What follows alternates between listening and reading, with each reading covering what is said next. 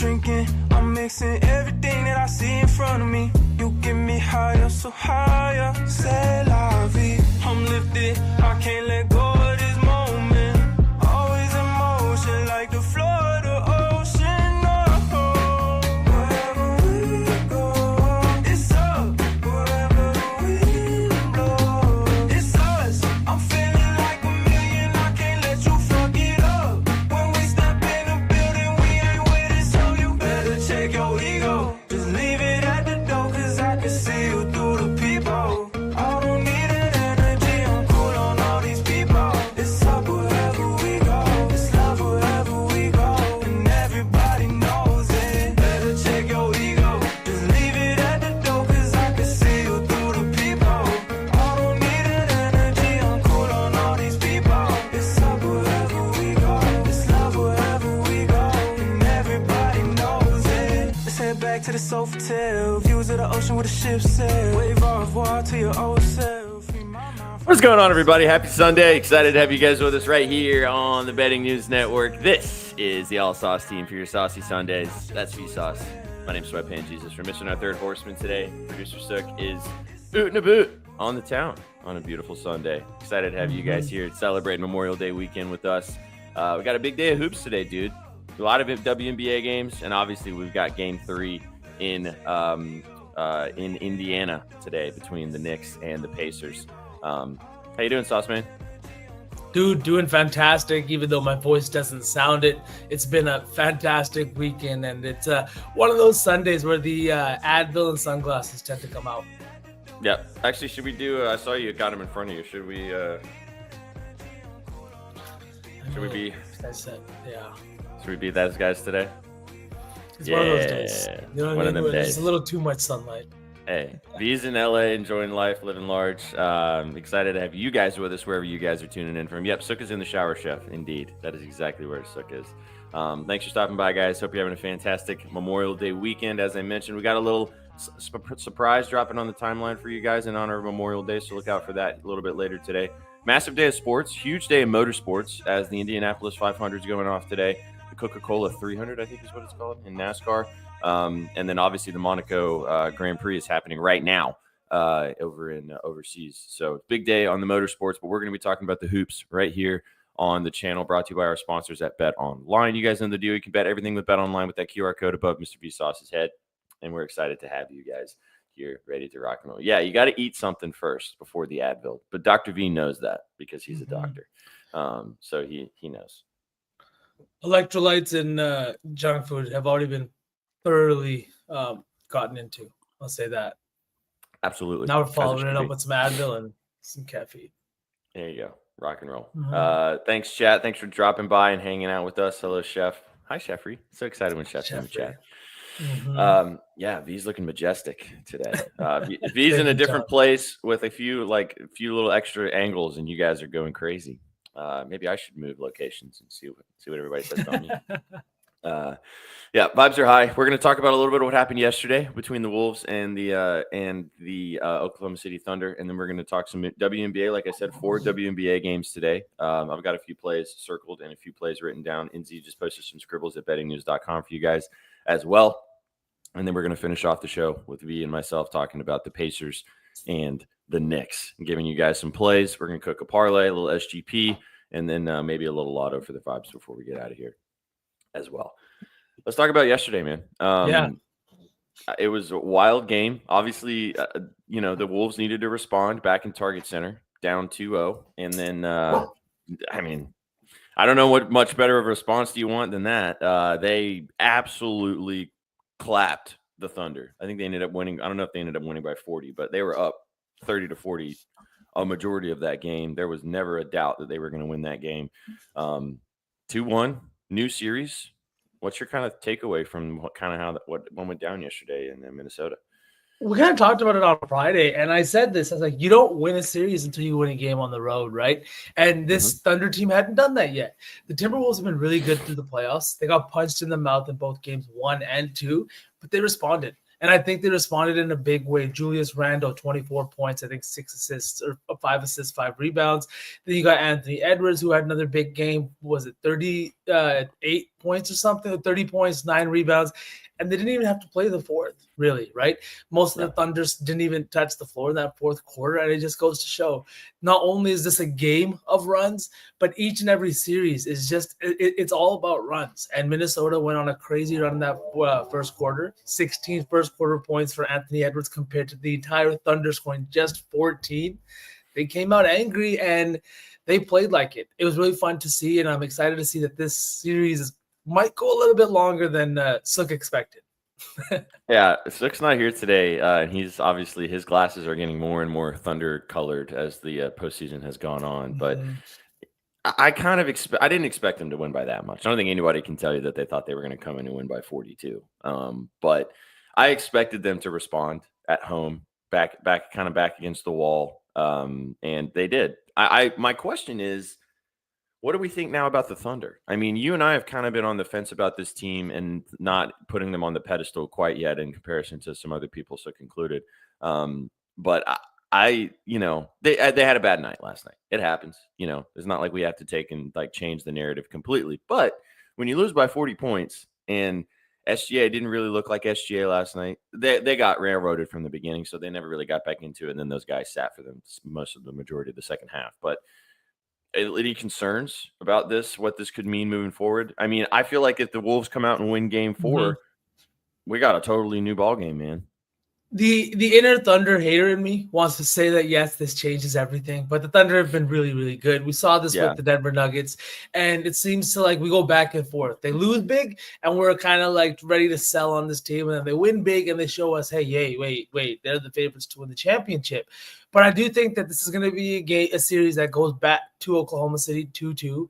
But am I willing to say that the Thunder are maybe not as good as they are? No, I still think they're really fucking good. Anthony Edwards just was on a mission last night. And sometimes when you're down 2-0 compared to up 2-0, complacency versus that dog, right? It's something you can very easily confuse. And it looked like the Thunder were complacent yesterday being up 2-0. Well, they came out with not a lot of energy. They didn't match the intensity of the Wolves. It's a 7-game series, so you can't. I don't know if you can keep that level of intensity for the whole series and beyond. And they've been just mollywopping everybody. So I don't know. Maybe the Nuggets series is starting to catch up to them a little bit. Maybe the fact that they had to play a couple extra games, travel some more, maybe that's starting to kind of play a factor. It really also makes me kind of feel like the Nuggets, man, they were good. They were really good. Jokic and these guys, they took them all the way to 7 games. Yeah, I don't think 7 got away from them, but dude, that team was good, and they really had a chance to, who knows, win another title. It's going to be interesting to see where they go next year. But, man, the playoffs in general this year, and this is coming as a sad fan, have been fantastic. Every single game.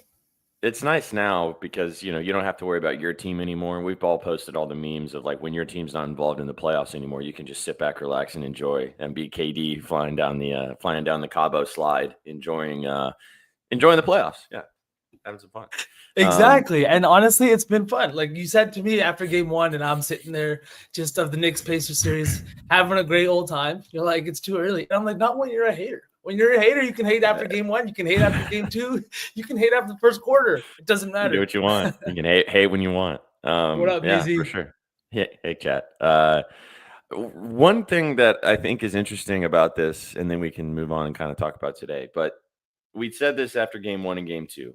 The reason why the Wolves ended up not even being semi-competitive and pretty much not ever getting close to winning either one of those games was how poorly they shot the basketball. They shot really bad, but they got a lot of open looks. They just weren't knocking them down.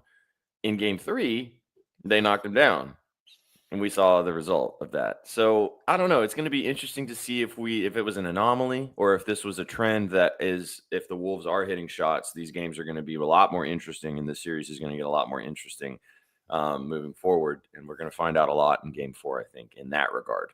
If that was more of an outlier, which this team has, we talked about this all playoffs, and actually leading into the playoffs, this Wolves team is like that. They're not an overly consistent shooting team. If you look at their shooting splits and how they shoot, especially from 3.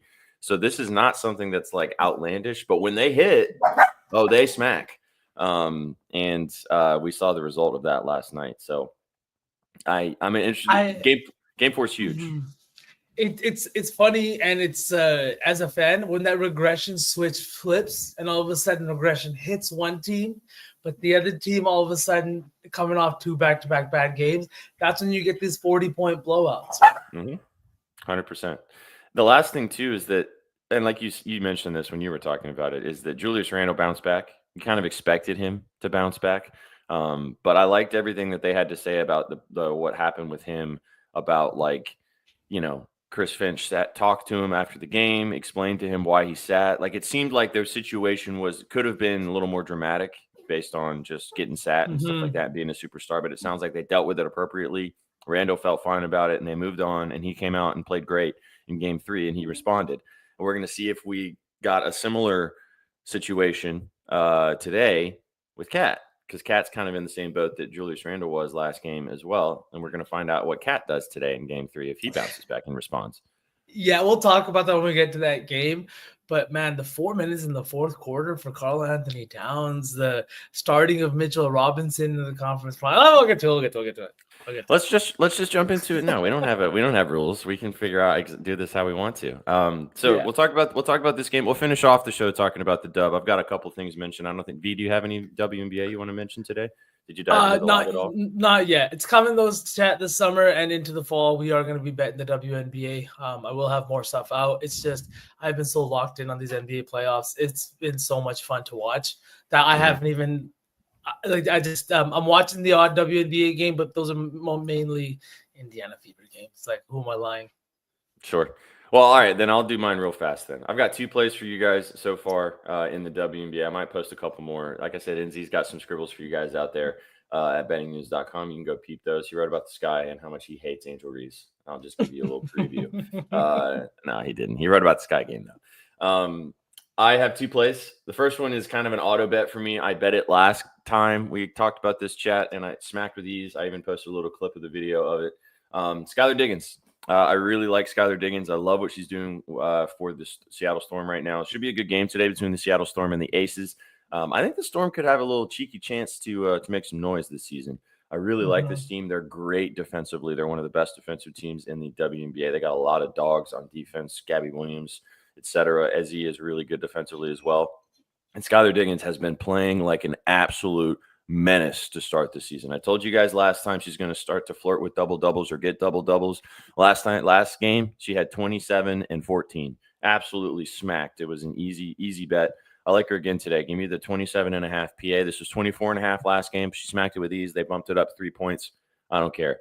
Doesn't really have spectacular success against the Aces. You can take her assists straight if you would like. She does have better success facilitating against this team. But again, like I said last time, every other time that she's played the Aces, she has not been the primary ball handler or the primary scoring option. Joel Lloyd was that in all of those situations. So I think that we're going to see a totally new Skylar this season. As I said in the Cell Job last time, it's going to keep being the case. She just got divorced. She had a baby 18 months. Like, this woman is now in a completely separate phase of her career, and I think we're about to see a lot more of a climb from her entering this portion of the season. So I love the PA. I love the assists. You could take the points straight too if you'd like, but I think and the double-doubles at a nice price again as well at plus money. I think it's plus 200. It was like plus 500 last game, but tapping with some Skylar Diggins. Nothing wrong with taking Asia. Like I mentioned, Asia's in a great spot as per usual, but her lines are so high, and she hasn't had really good success against the Storm. So have a look at that. The other one I have is a little bit different. I like this game, and I've been betting on Satu Sabali, and I actually like Alyssa Thomas fitting in with Sabali as well for the Phoenix Mercury on both sides. But I'm actually going to go with the Mystics here. I'm going on the other side. I'm taking the rookie. I'm sure you guys have seen her name kind of floating around the timeline. Kiki I can never say it right. Iriafen. It's so hard to say her name for some reason. I want to say Iriafen, but it's all the vowels. Yeah, it's the IA. It's the IA in the middle. Iriafen. Girl's been hooping. 3 straight double-doubles. She's only played 4 games so far. She's a rookie. I think she's like their sixth overall pick, or she's top 5. She's really, really good. She's a hooper. Not really Asiatic. V had him in front of him for a second, and I had mine, and we just vibed out. It was a decision that was made. I love this girl. She's hit this line in 3 of her last 4 games. Double-double is -115 if you rather go that route. But the only thing that concerns me a tiny bit is the fact that the Phoenix Mercury are the number 1 team defensively in points and rebounds allowed. So maybe she comes back down to earth a little bit. But from what we've seen so far from this rookie, I don't think we're going to see that. I think we're going to see her continue to ascend. And I like Sabally, like I mentioned. I'm not going to sell you guys on Sabally points anymore. It's probably just going to be a bet I'm going to take consistently, and it's going to smack more often than it doesn't. Coming off a game where she didn't quite get over the hump as well. It's hard to kind of choose right now if you want to take Satu Sabally or if you want to take Alyssa Thomas. Both of those ladies have been balling for the Mercury to start the season. Thomas is going to get a triple-double at some point. Maybe it's today. It's plus 1,000. She's got good success against the good success to start the season. No real good success necessarily against the Mystics, but this Mystics team is completely different than what we've seen in the last couple seasons. So, yep. All right, those are my 2 plays in the dub. As I said, NZ wrote about the Sky game. If you want to go peep those scribbles and get involved, some fun games out there today. 3 games later today at 5 o'clock Central, and 1 game, the Sun taking on the Dream. Kick us off at 2 p.m. So get involved with the dub today and enjoy some lady basketball. SPJ, right. Just because, you mentioned her. I was looking at one WNBA play, and I think you convinced me. Maybe I just convinced myself to bet it. It is Satu Sabally, the rebounds and assist line. If you're looking at the over 3.5 assists or 3.5 assist line at plus 112, but I really like this rebounds and assist line. She's hit this just once in out of the 3 games so far this season, but it was a line she was consistently clearing last year, and she's hit this. She had 8 rebounds and 4 assists the last time she played this Washington team. So I do think that this is going to be a good spot for her once again. They are currently 5th in points scored per game in the league, and I do know that this is going to be a tough defensive test for them, but I just like it with the way that she's been playing, the minutes that she's seen coming off a 31-minute game in which she did finally hit this line. I think she's going to see a little bit more of a role on the offensive, and then maybe some easy rebounds on the defensive side in a low-scoring game. Yeah, I like that. I mean, I would take the PRA if you like the RA, because she can score, and she is their main scoring option. And she's a bucket getter. She also had kind of a down game scoring last game, but she still took ample amount of shots. She just didn't really shoot the ball very well. But if you like the RA already, lock it in. It's a great play. I like her a lot. She's going to be her and Alyssa Thomas are going to be the main dominant ball handlers on this team moving forward until Kalia Copper comes back. And then it'll be a lot. We'll see how that kind of plays out. But yeah, lock it in. Satu. She's fun, man. She's a lot of fun. She is, indeed. Apparently Sook likes her too. So word. All right, chat. Let's move on. Let's talk. Anything else in the dub? That's it. That's it? Okay. Hey, I like your dipping your toe in. You put it out there. See what slowly, happens. Slowly, you know. Yeah, well, you'll dive at some point. Okay, let's swing and let's talk about the game in Indiana today. It's going to be crazy, as I mentioned. Shout out to Kyrie Halliburton talking about this after their last game. You got the Indy 500 that's going off here in the next 2 hours or so in Indianapolis, and then they're all going to be drunk and happy, and then they're going to roll over and go to Gainbridge Fieldhouse to watch the Pacers look to take a dominant 3-0 lead against the Knicks. It's going to be a wild time in Indianapolis today. So if you're in Indianapolis or in that area, go out there and enjoy yourself. You're going to have some fun. But Pacers v. -2.5 at home. 2.5-point dogs are the Knicks. Over-under set at 223.5. We've got the Pacers with, like I said, with a 2-0 lead. Knicks down 2-0. Needing to get a game on the road to keep this going. Otherwise, it's going to be a nice get the brooms out. Just kind of before we jump into props and kind of angles and stuff, like what's your kind of template? What do you think about this game as a whole? Like, do you feel? I know your play, so I won't sell it too much. But what's your kind of thinking here? Man, it's a tough spot. You're down 2-0. You lost both home games, and now you're going back to Indiana. Place in an environment that is not easy to play in. Gainsbridge Fieldhouse is a rowdy environment during the regular season. Now we're in the postseason in the conference finals. Last year we saw this, myself especially as a fan of the opposing team, watched what this stadium gets like. It's all fucking yellow, and this is a Knicks team that has not played well on the road this year. They have not played well against good teams, and they have not, I don't know. To me, the adjustments that they're making, yes, you got to adjust something. You have to do something. But both games were less than there were single digit games. One of them came down to overtime. To me, you don't need to make these kinds of big adjustments. You don't need to sit Cat for a majority of that fourth quarter, despite the defensive lapses that he has on that side of the ball. I think that this is signs of a team kind of falling apart a little bit at the seams. Mm-hmm. In the last 5 tries where a team is up 2-0, coming in a series, going into the game, looking to go up 3-0 in the conference finals, they're 5-0 in that spot. This is an incredibly tough spot to be in. The Knicks would be the only team in NBA history to come back from a 2-0 lead after losing the first 2 games on the road in the conference finals. And it's going to be an uphill battle. That's also why I'm on the Pacers on the money line tonight. I do think that they're going to come in and just eat in that environment of Indiana, of their fans and of everything that's been going on. I think it's going to be a good one tonight. High scoring, but give me the Pacers on the money line. I got to tap in. Yeah, let's talk about I'm interested to see what happens today from this Knicks rotation because we've discussed this. Everybody knows this. Tom Thibodeau does not really like to take his starters out of the game. He likes to run with his guys, his starting 5, maybe the 6th man, but usually he doesn't get into the 7, 8, 9 spots of the bench, especially in big-time matchups. But we've seen it a little bit more over the last 3 or 4 games of this series, and I think you're right. I think it's not necessarily of the fact that he's worried about these guys being fatigued. I think he's trying to figure out something that's working or something that's going to work. I think the Pacers have them confused defensively, and that's causing them problems, and that's causing him to have to throw some stuff at the wall to see what's sticking.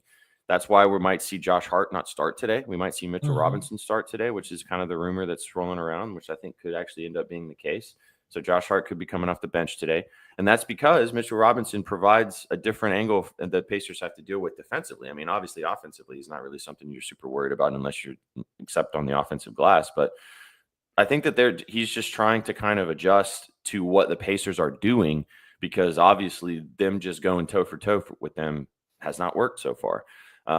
So I'd be interested to see that. But on the note of you talking about Cat, I'm actually taking Cat today. Kind of similarly like we talked about Randall yesterday. He came back and responded. I'm going with Cat again. I'm taking his PR. Minus 112 is the line I got for this. Like you said, he sat most of the fourth quarter last game. And I would assume that that's going to be something that was more of an anomaly. I don't think that that's going to be something that's a trend. He has great success against the Pacers. We talked about it in I think it was before game 1. And he had 35 and 12. Historically against the Pacers, even dating back to when his last season with Minnesota, he had really good games against this Pacers team. The last time he played in Indiana, he had 40 points and 12 rebounds, and that was with this Knicks team. So I really like Cat in this spot. I think he's going to bounce back today. No idea if that's going to lead to a Knicks win or not, but I think the Cat is definitely going to have the opportunity to have a big per type of day. So like the PR, his rebounding is obviously something that is always going to be in store. Be interested to see the dynamic, though, if it changes with him and Robinson playing more minutes together, if that is indeed the case. But I don't have a problem with this PR number. He could definitely score 30 points with ease in this matchup. So any thoughts on Cat? Yeah, I love the threes again. Minus 145. I think the PR is another great look too. He's got to have a big game. And yes, the benching and everything like that too, but he's a big time player. He shows up for moments like this. And I know that maybe he doesn't have the most success in the postseason, but that's also just because he's played in Minnesota for a really long time, right? He's now got the opportunity to go on the road. His threes have been finally falling in this series to the first 2 games as well, which is kind of nice to see. Something that didn't happen in that last semifinals or even maybe as much as you'd like in the Detroit Pistons series, right? Mm-hmm. And just to speak on, we had Pal, or was it Lep 811 in the chat. It's not so much the record in the postseason, but they were better at home during the regular season. They really struggled against good teams in New York. We've seen multiple big players come and then have big games in New York. And not just that, but their offense significantly struggles on the road in the postseason. We talked about this on Friday. They're averaging closer to 105 points per game versus 114 points per game that they do at home. All shooting percentages of all the players kind of drop off, especially role guys like OG, Mikal Bridges, and guys like that, guys that they really needed to step up. Jalen Brunson's averaging 39.9 points per game in the conference finals, and it hasn't been enough. You got 35 points from Karl Anthony Towns in game one, and it wasn't enough. Something needs to happen and something needs to change here. And you talked about this guy. You said it. He's going to the bench. And I think that's a spot where over 21.5 points, rebounds, and assists. Josh Hart has been completely neutralized in their last 5 to 6 playoff games. They're not looking at him. He is not looking to score the ball. He is not putting any pressure on the defense or anything in any which way. You cannot do that as a starter. You cannot be giving your team nothing like that, playing 35, 36 minutes. 2-0 on the road, and you're going to the bench. I think Josh Hart is going to step up in a big way. His 28.5 PRA is what it was 2 days ago. Now it's sitting at 21.5. That feels like a gross miscalculation, and maybe I'm tripping, but I'm tapping in with the over 21.5. No, I dig it. I think he's the type of guy too that will bounce back. And I mean, even though he's going to come off the bench, is that confirmed? I saw that they was being talked about last night. Is that confirmed completely? I haven't seen an official report, but I guess we'll have to wait for the starting lineup. But I mean, if you guys like the 21.5 PRA now, like lock it in, because if he ends up starting and that comes out he's starting, that's going to bump up like 3 or 4 points. I doubt they're going to leave it at 21.5. But I like it too, man. Even if he ends up not starting and coming off the bench, he'll still play substantial minutes. And like even in game one, when he didn't play incredibly well, I mean, he still had 8, 13, and 7. That's 28 PRA. That's fine. You can't. In my opinion, you can't start Mitchell Robinson and play him like 35 or 33. I don't think minutes. His body could handle that. I don't think he's not his injury prone dude. Like he's a great energy guy, but he can't play 30 plus minutes. No, he can't. And honestly, it's a detriment to the team too, because offensively what he brings is really nothing. And if you guys think Rick Carlisle won't start swiping at him and fouling him and putting him on the line, you guys are tripping. This is the exact same guy who couldn't hit a free throw, throwing his head and his legs. And you got to play the game, right? And that's what's going to happen here tonight on the road in a road environment. It's not going to be an easy place to get your first start of the postseason. Yep. I like this PRA a lot. I might tap in with you on this one. But Cat's the only button I have pressed officially. We don't need to spend too much time talking about this, but Chad, it's totally a fine bet to take Jalen Brunson today. Mm-hmm. His PA, his points, whatever you want to do. It's 31.5. They bumped it up. V sniped it with Betalytics. I was on it too last game. It was free queso over 29.5. Laddered it all the way up. I don't see it stopping necessarily. So points, PRA, whatever you're feeling, he's going to be out there. He's going to be shooting the basketball. And if the Knicks are going to stay in this game or even win this game and grab one on the road, he's going to have his fingerprints all over it.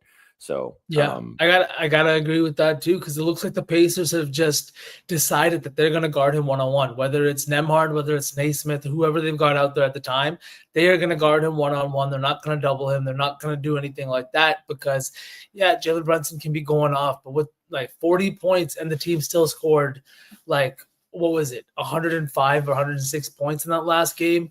It's just not going to be a great spot for him to continue to go off like that. And then also just have these, have the rest of the team not play well. But I think that he's going to have to play well tonight. And it's a good matchup for him. Anytime you're guarding Jalen Brunson one-on-one, you're probably going to have a bad time. You're probably going to lose. But like you said, I think that they have created the idea of, you know what? Go ahead. Beat us one-on-one. But we're going to beat you in the long run. And that's Absolutely. Okay. In the chat just got mentioned this, and I do have a play on this to swing it to talk about the Pacers side of things. Obviously, you can kind of roll with some of the superstars. I'm sure we'll talk about that in a second. But I'm going with this guy, T.J. McConnell, over 13.5 PRA, as Jay Dizzle just said in the chat, all reliable. Instead of forget it, chat. I have no problem with this line. He hit this in both game 1 and game 2 on the road. But as you guys know, role players, they bump up their usage and they bump up their efficiency back at home. And that's why I'm locking in on this 13.5. It's hitting back-to-back games in the series, so great to see that. But in his last 6 home games, it's also smacked with ease. The last 3 games of the playoffs as well, all at home, 24, 25, and 23 PRA. That's obviously way above this 13.5. He's been good to start this. He's been good in this series. Energizer Bunny off the bench, plays great defense. Been scoring pretty well too, hitting those kind of middies in the middle of the lane. Yeah, set it, forget it. I'm not going to overthink it. And just give me TJ McConnell over 13.5 PRA. I think he's going to do pretty much the same thing he's been doing this series and what we've seen from him in the playoffs and what we've seen from him all season for this team. So give me TJ over 13.5 PRA. Yeah, I love that, SPJ. I think that this is going to be another great spot for this team to have. Because TJ McConnell is a great guy who's going to put pressure on the offensive glass, who's going to find his shooters on the perimeter. And the Pacers have been shooting the lights out, right? And these shots are open shots. I can't emphasize this enough. The threes that they are taking are wide open. Of the 30-some threes that they took last game, 28 of them were wide open. And Halliburton, Nembhard, Naismith, yes, maybe Naismith and Nembhard didn't get the volume last game, but that's because the open shots were coming elsewhere, right? Naismith didn't get the open looks anymore, so he only took 2 threes, or 3 threes, I think it was. I think he went 2 for 3. He's not a guy that's going to shoot 8 or 9 threes that are highly contested or do anything like that. But you give them open shots, they're going to knock them down. I think this is going to be another spot tonight. Like you said, role players play better at home. The threes become easier, the shots start to fall, and everything looks that much better. And I know that we just saw the Thunder come into game 3 with a 2-0 lead and kind of lay an egg. It feels a little bit different up 2-0 going back home in a year after you got swept in the conference finals, right? Like, we can't discount this team's history now in the postseason. Back-to-back years in the conference finals. You guys got swept last year. You lost the first 2 games on the road, games that you probably could have won or should have won, and then you came home and you let the next 2 games slip away. This is a situation where I think Rick Carlisle is in everybody's ear. I think Tyrese Halliburton is in everybody's ear. They got guys like James Johnson who are doing nothing but bringing a veteran presence to this locker room. Guys like that are going to have them, look, we cannot let this slip. If we take today's game, the series is over. It's done. Don't let it slip. Yeah, I think that at this point they're probably saying to each other, like, we don't want to go back to New York. Like, we don't need to. Let's just finish this at home, get some nice deserved rest before the finals. And then we don't even need to take a travel. You don't need to book. Just unpack your suitcases, boys. You don't need to keep them. Put them in the attic. Yeah. We'll get them when we need to go to Oklahoma City in a week or to Minnesota in a few weeks. Love that. So we'll talk about Halliburton in a second. And also we need to talk about Spicy P because Pascal Siakam was incredible in game 2. But you mentioned this guy, so I'll just throw this out there. I don't have this bet yet, but let's talk about Naismith. I mean, his PR, 17.5. Obviously smacked with ease in game 1. He had 30 points in that game. As you guys saw that incredible fourth quarter performance. But even after kind of not really performing at that level from scoring the basketball in game 2, still had 7 rebounds, hit this 17.5 PR, 12 points. I like it a lot. Like, I don't see a way, as you said, he's a willing rebounder. Some of those threes that he's getting are going to probably fall maybe a tiny bit more at home, although he has been shooting the ball well even in New York. So I don't hate that bet either. It's minus 115 over 17.5 points and rebounds for Naismith. As long as this game isn't a complete blowout, which I don't think is going to happen, that should be a fine bet. So I haven't pressed the button yet on that one, but you mentioned Naismith, and I did have that one written down, especially for I like the PR better than just the points because he can be somebody that will become very passive on offense because maybe their offense is flowing a different direction. Like, he's not really a bucket getter necessarily on this team. Yep. So I think the PR makes the most sense. You could take the points if you want, or there's the rebounds. The 1.5 threes is a dice parlay leg if you want to do it that way. Just looking for a little extra juice on that little SGP you've got cooking up, I think that's a great spot. But the PR, I think, like as far as a straight bet, would be the best. Just because he is a guy that does hit the glass hard, that loves to give his team some extra chance, some extra shots by getting on the offensive glass. And he's just a very willing doer of whatever needs to be done. I don't know how else to put it. So that's why I really like his game. That was a good way to say that. All right, let's talk about the stars then. We kind of talked about some role players who did it kind of backwards, but I mean, Halliburton was great last game. I bet his PRA didn't quite get over the hump, but you can't really fault the guy. 18, 8, and 7, almost kind of flirted with a triple-double. Or, excuse me, no, hang on, let me bring it up. I think he had more than eight. I think he had more than 8 assists. I think it was 11 assists, 8 rebounds. There we go. Yeah, it was 18, 11, and 8. That's what Halliburton had last game. Obviously, they won, so that was all that mattered. I have no issue going back to him again today, brother. I mean, I don't know what line you would want to take for Halliburton, but he's dialed in back at home. What are you thinking about Halliwagon today? Any thoughts on his lines or his game? Yeah, the over 2.5 threes at -138 is kind of calling me. It's a little juiced, right? But like right there, as long as like under -140, I'm willing to like play it for a unit. The 2.5, the volume has been there. And the thing is a lot of his shots are open, but it's not always because like they're failing to get to him. It's because his willingness to shoot deep threes. The teams are not getting out there to get out there on him. And he is a guy that is more than willing to like put it up from deep. Might not be the best shooter. He went 3 of 8 in the last game, but I do think that this is a spot where everyone's aware of what their record is when he scores 20 or more points, when he scores 25 or more points. They're almost unbeatable, right? The team looks fantastic. The offense is flowing. And I think tonight at home, this is another spot where Mr. Overrated kind of shows them, who's overrated now. I love it. I was looking at it because I was thinking, I was like, I want to bet him somehow, but I don't know what line. The RA looks nice. The PRA looks nice. But I like the threes too. A 2.5. I mean, it's a little juicy, like you mentioned. That might be something we put in our parlay when we pick the SGP at the end. He's hit it in 3 straight games as well. And also it's about the volume, like you said, 10, 12, and 10 in his last 3 games. So not necessarily you're not seeing him hit 6 and 7 threes like he's been capable of at portions of his career, but he's due for one of those games with the volume he's been getting. And maybe back at home, feeling good. Watched Caitlin Clark yesterday. Feeling good. Saw her hit some splashes from deep. Maybe he wants to do the exact same thing. So, yeah, I like the 2.5. I like the PRA too. That's kind of where my head's at too, SPJ. It's a situation where you see these guys, and I talk about this all the time. I love a point guard that can stretch the floor, right? And it's not just about catch and shoot threes. It's about shooting off the dribble, because if you're not putting pressure on a defense right off the jump, as soon as you cross half, you are honestly in today's NBA kind of a detriment to your team. And I also think that's why this is like Steph Curry has shown us this. This is why a guy like Ben Simmons doesn't work, because if that guy's not a threat to shoot that deep ball, you are really not respecting his game, and you defensively become a little bit of a floater in the paint area.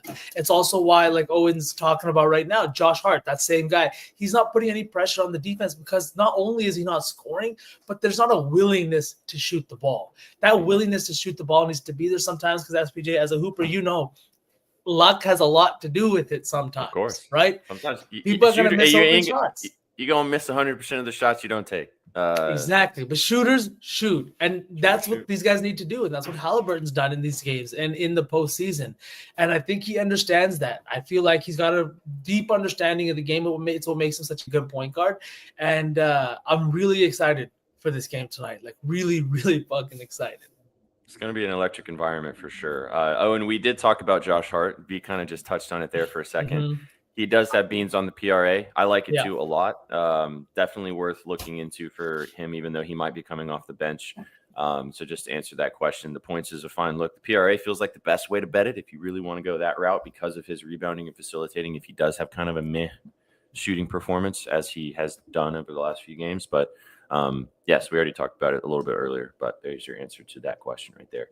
And like the triple-double, I don't know, man. Like a big reason he hasn't been that guy this year has been because of the rebounds and because of the increased ball handling in Jalen Brunson. Now you take him and you put him on the bench, and he's coming off and he's playing with guys that he might not be playing as many minutes with. He might be giving guys like Jalen Brunson a little bit of a breather. Things like that, funny things happen in games like this. So, I mean, a plus $3,300 or plus 3,300 little coffee sprinkle never hurt nobody. I mean, this is a guy who does flirt with triple doubles pretty frequently, and to get his triple double at 33-1 is. Or go 10 and 10. If you want to be soft, skip the points, build the 10 and 10. You ain't got to twist my arm for a triple-double. Exactly. Yeah.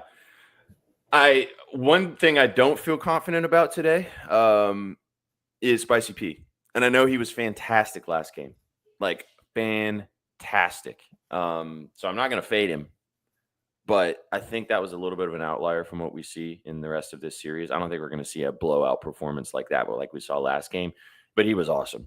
Got to give him his flowers. I was looking at his PRA. Nothing wrong with taking it if you want to. He came out cooking last game. Maybe he comes out cooking again this game. What's your thoughts on Spicy P? I kind of disagree on that. I think that it's a matchup thing as to why he has kind of cooked. And I think that we saw it on full display in game 2. In game 1, a little bit. The volume wasn't there as much, but he was still very efficient. In game 2, however, that efficiency really kind of went crazy with the way that he looked. So much so that he played Karl Anthony Towns off the court. Spicy is a guy who depends on footwork, right? Like, I know everyone wants to crack Beyblade jokes or the spinning jokes and things like that, but that stuff comes with good footwork, right? Otherwise, guys are traveling as soon as they hit that spin move. As a guy who has hooped my entire life, but has been a fucking big man, I can't do that spin move without traveling, SPJ. It just doesn't compute. You have a guy like Spicy who developed his game so late in life. He is like maybe the second best Cameroonian player to ever play in the NBA. And maybe this is a troll, but like people are talking about him being a better playoff performer, right? Obviously not. His championship run with Toronto didn't even include him in the starting lineup or averaging more than 10 points per game.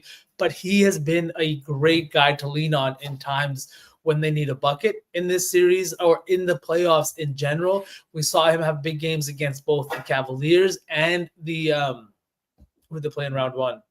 The Bucks. Right? All while dealing with Giannis Antetokounmpo on the other side. I do think that this is going to be another spot where he kind of shows that, like, there was a reason he was brought to Indiana. And since coming to Indiana, he's also now gone to back-to-back conference finals. As much as everybody wants to hype up Tyrese Halliburton, the Spicy P edition came immediately prior to back-to-back conference finals appearances. And I wouldn't say that's by accident.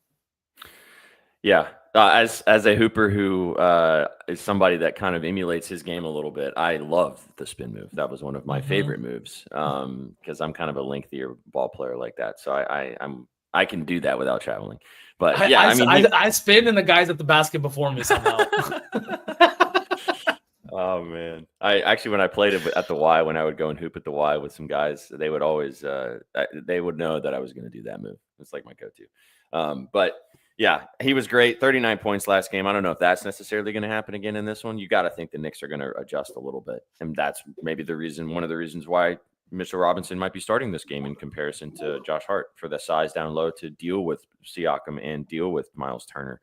But I don't know. We'll see. I wasn't trying to say that I don't think he can continue it. I'm just saying he hasn't really done it consistently. And you're also saying he's not going to have another 39-point game. No, like that. I don't think that. You know what I mean? Exactly. Yeah, I don't think that's going to continue. But I do think he's going to have his hands all over this game as he has already. But this Pacers team is not really. Obviously, Halliburton and Siakam are kind of the two big names.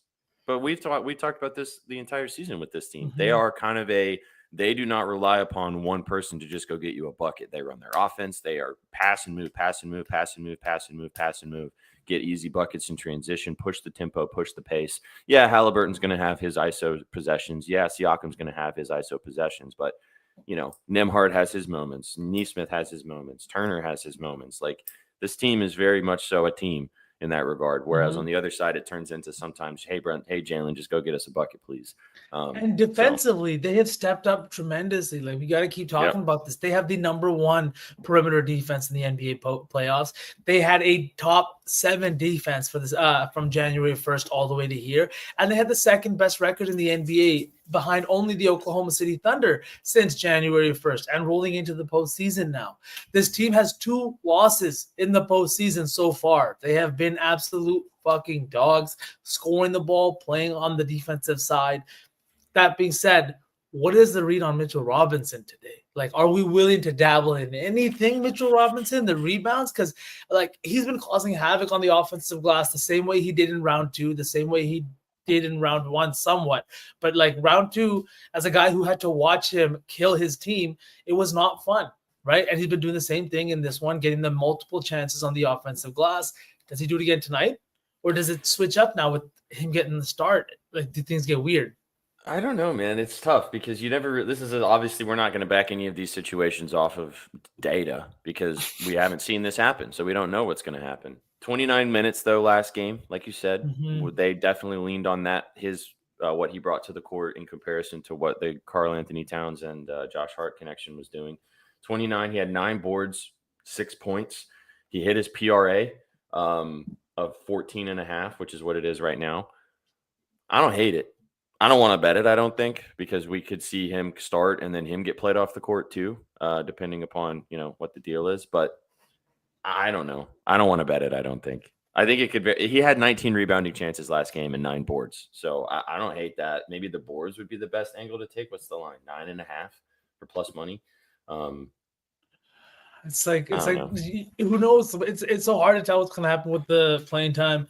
I'm not willing to touch it either. I just wanted to get your input and maybe if you really did like it. But like you said, who knows? Yeah, it's tough, man, because he's also just not like he's fun to bet on. He's a great rebounder, great energy guy, but like I don't want to bet on a PRA of a dude who can airball free throws and is really going to just rely on like putback dunks. Like it's just tough to sweat that out.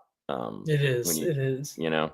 So all right. Anything else? I mean, we talked about kind of both sides of the coin here. V obviously has beans on the Pacers money line. I'm sure Sook probably likes the Pacers as well. Sook's going to be writing about this game at Betting News. You guys can go peep his scribbles a little bit later, if not already. I don't know if they're out or not yet, but he'll have some stuff out for you guys a little bit later. Shall we cook? You got anything else to mention about this game as a whole before we put together a little SGP for this one? I think we've kind of talked about everybody I want to mention. Nemhard props possibly. The Pacers play team basketball, so I'm looking at superstars, guys like Tyrese Halliburton, mainly on that side of the ball. Josh Hart, Jalen Brunson. Don't bet on Campaign. Don't bet on that guy. That's the last thing I'll add. Don't bet on Campaign. Please don't. Uncle Dave, we'll talk. We kind of went through everything in the game. You can obviously watch the replay when we're done as well, but. V has beans on Josh Hart over 21.5 PRA, even though he might not be starting today. He also likes the Pacers on the money line. Get the best available number out there wherever you can find it. I like the other guy for the Pacers, TJ McConnell over 13.5 PRA. Great at home. Obviously good to start the series too. I think he's going to have a good night again. And then I'm thinking that Cat's going to have a big bounce back performance over 31.5 points and rebounds. Had a 40-piece the last time he played in Gamebridge Fieldhouse. I think we could see something similar from Cat again today. So we talked about some other angles. Go watch the replay a little bit later, but we're going to cook right now, so we might mention them in just a second. What do you want to start with? I think I really like that Halliburton play, the threes or the PRA. I'm down. I was going to say let's do Halliburton threes and McConnell PRA. Okay, I can get down with both of those. And then, do we trust Josh Hart enough on the other side? I know he burned the late last on Friday, and he hooked us. He did, but. I don't hate it. I mean, it's low. Hart benched Rusty said. Rusty, is it official? Is it official or is it just still is it still he said she said? About it? We could do cat threes. Or we could do Big Purr. He said, she said, yeah. All right, let me just build this out here. So we got Halliburton 3 threes. We've got TJ PRA. TJ PRA. Hallie threes, Cat threes. Who else can we take for this? Should we just take Brunson? Yeah, I mean, what do you want to do? Cat threes? What is it? 2? Yeah, minus 165. You want to take Cat threes instead of you want to take Cat threes PR. Instead of the PR? I'm down for the PR. I was reading chat. Yeah. I'm down to not eat the ugly juice too. Chat, what do you guys think? Would you guys rather bet Cat 2 threes or the PR? We'll ride with you, whatever you guys want to do. I'm down for it, to be honest. I do Padge, and I did bet it already. PR from Padge. Okay. PR. Chat, what do you think? I got it straight already, so I don't care if it's max or not. Threes from Hooper.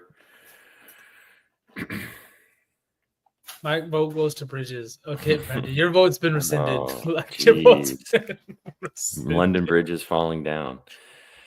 Oh, God. All right, PR. We got 2 from Uncle PRs. Dave. Let's All go right, with the PR. We'll go PR then. PR from Cat. Does OG step up finally? We haven't talked about him. I don't want to bet on him or Bridges. Is Sunny Lee at the courtside? Somebody check. He was in courtside game 1. He didn't jack shit, so it doesn't matter. I know. Anymore. I just wanted to say that. Fair enough. Oh my God. I like Benny, dude, but I want to see it again. He played 10 minutes last game, or not even 8 minutes. I don't think. I think it's very dependent on his first shift. If Carlisle likes what he's seeing out there, he's got it. But I watched that first shift. He took 2 bad shots, and Carlisle yanked him out of the game. And didn't see the light of day again. Send him to the basement. Yeah. He's got that Kuminga leash that Kerr has, and he's got that Kuminga tendency to just chuck shit and then not play defense, and it's very annoying. And it's people don't see it because all they remember is the good stuff, but it's those defensive lapses, it's things like that get you played off the court. Anyways, no Mather in love. Sorry. I like it though. It's definitely it's so low, and I mean it's back at home, but 10.5 PRA is insane. That's whack. All right, I've got Halliburton 3 threes, McConnell 14 plus PRA, Cat 33 plus PR. Do we want to roll with Brunson? Do we want to roll with Hart? If we go with Hart, do we just take the PRA as well, or do we take the ARA? I like the PRA. Let's do the PRA. I'm down. Okay. No, we're not really, Rusty. We just wanted to put sunglasses on. So yeah, it was just a vibe today. Just a vibe. Mm-hmm. Let's see here. PRA, Josh Hart, 20. Let's go 21.5. Let's cut the hook. 22 plus for Hart. Oh, I can't. It's got to be 22.5. It's plus money though. I'm down for 22.5. Yeah, let's get rowdy. I think that should be fine. All right, so Halliburton 3 threes, McConnell 14 plus PRA, Cat 32.5 PR, and then Josh Hart over 22.5 PRA plus 950. The other alternative, I would say, we could do Brunson 30 piece instead of Hart. I'm down for either one. Chat, what do you guys want to do? You want to do Hart PRA or Brunson something? Come on, chat. Let us know. Let us know what you guys are thinking. What you guys want to ride with us. I feel like everything else everybody agrees with, so that's good. We're chilling. No answers. All right, let's go with Hart. Let's leave it. All right. Plus 950. If you want to ride it out with us, Hart PRA, Brunson over Josh Fart. Both, always both. I'm doing Brunson actually. Okay. Well, you guys build your own as always. Yeah. Plus 950 with Hart. Let's get it. Let's go. All right. There's that then. All right, let's have a little fun. We'll do something a little saucy, and then we'll send you guys off and let you guys enjoy the rest of your Sunday. As I said, WNBA games all day today. Feel free to get involved with those. And then we've got this evening, this game that we just talked about for most of the show, the Knicks and the Pacers in Indianapolis. All right. Should we take Naismith for 3 threes? That'll be some plus money to start. That's spicy. Sure. Naismith for 3 plus 135. Okay. You want to combine this with the dub? Yes. I'm slipped down. Okay. I like. Do I have to flip? I gotta go over here. I really like Skylar Diggins double. So we're gonna put that in here. I like that. Where are we at now? Hang on, let me figure it out here. So Naismith for 3 threes. Skylar double. Okay. Should we plus 210? What else can we ladder? Brunson points. TJ? Brunson points. 35. We could take Halliburton 4 threes as well. I'm down for that. Brunson for 35, and then Hallie for 4 threes. And get down with that. Or we could ladder Cat's points. That's going to be. I think that could be a nice value too. Halliburton like for four threes is plus 190. You could take Cat for 30, and that's plus 520. That's insane. 25 is plus 190 for Cat. I mean, I feel like that's really doable. I mean, I think so. We don't have to take all the way to 30, do we? No, 25 is plus 190. Yeah, 30 let's is do plus that. 500. Let's just do that. Okay, so Neesmith 3 threes, Halliburton 4 threes, Cat for 25 points, and then Skylar Diggins double is plus 53.62. That feels nice. That does the job. That indeed does the job. Okay, cool. There you guys go. If you want to write it out with us, I'll read it one more time. Neesmith for 3 threes, Tyrese Halliburton for 4 threes, Cat for 25 points, and Skylar Diggins for a double. And then the Saucy 4 for the game later tonight, the SGP for the game in Gainbridge Fieldhouse later tonight. We've got Josh Hart over 22.5 PRA, Cat over 32.5 PR, TJ McConnell 14 plus PRA, and then Tyrese Halliburton just hit 3 3-pointers. Please and thank you. Plus 950. Write it out with us and sweat out this game this evening. Good stuff, dude. You and me. This is how this show started, chat, almost 2 years ago at this point. Just me and Vsauce chatting with the NBA with you guys before producer Sook joined the program. So nice to get back to our roots. All right, just the two of us. Just the two of us. We can make it if we try. Have a great Memorial Day weekend out there, chat. Obviously, tomorrow's a holiday, so go and enjoy yourselves. We're dropping this on the timeline in just a few minutes, but we are going to be having a sale on our store. 25% off today and tomorrow for Memorial Day. So go get involved if you want to check out some of our new swag. That I just much new stuff.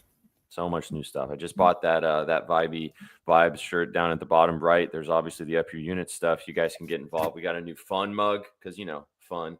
And so much more. We also have, in honor of Memorial Day, we have a camo hat if you want to get involved with that too. So go check it out. 25% off today and tomorrow for most things available in our store. You guys can get if you're looking at something and you're feeling really frisky about it. Next couple of days is a good time to get involved. We're gonna have some fun new stuff as well coming for summer. There are some Borat Speedos on there. I'm just kidding. No, there are some swimming trunks. There are some tank tops. Betsky certified. Betsky certified. Yeah, they withstand the Arizona heat and they withstand those thick thighs. Thick thighs. All right. Love that, man. And I love those thick thighs. All right. Indeed. If they love them, I love them. Also, the corduroy hats go so fucking hard. They're so awesome. Chat. V has one. I have one. They fit so nicely. They're really soft. They're really nice. Go check them out. Go get involved. 25% off, like I said, the next couple of days. Got some cool stuff on the store. So go get involved. Great stuff, man. Good stuff, Chad. Thanks for stopping by and hanging out with us today to talk about some Sunday hoops. But there's a lot of other stuff. Shaggy's going to have some stuff for you guys in the NHL as the Oilers take on the Stars today in the Western Conference Finals in the NHL. Massive day on the tracks today as well. Go check it out at bettingnews.com for free. Get involved with all the scribbles we got on there and all the vibes. No Ducks today, regular Hooper, because Suck's not here. So no Duckies today. We'll be the Ducks again tomorrow, and we'll be back to regularly scheduled programming tomorrow. V, pleasure as always, brother. Absolutely, brother. Thank you, chat. And go Pacers. Go Pacers. Go Pacers, baby. Appreciate you guys tuning in. Thanks so much. Enjoy the rest of your Sunday. Have a great Memorial Day. We will be live tomorrow, even though it's Memorial Day tomorrow. We'll be live at our normal time for afternoon Betspresso. We'll talk about the weekend. We'll talk about everything going on tomorrow evening with the Thunder and the Wolves, and obviously the NHL. We'll talk about a little bit of everything at 5:30 Eastern tomorrow. We might have V with us. I don't know if he's going to be available tomorrow to join. I was just going to say, yep. Back to regularly scheduled programming. Then me, V, and Shags kick off your week tomorrow on Betspresso. Good stuff, chat. We appreciate you guys. You guys came for the winners and you stayed for the vibes. Have a fantastic Sunday. We'll catch you on the next one. See you later, dude. Bye, chat. What you know about rolling down in the deep?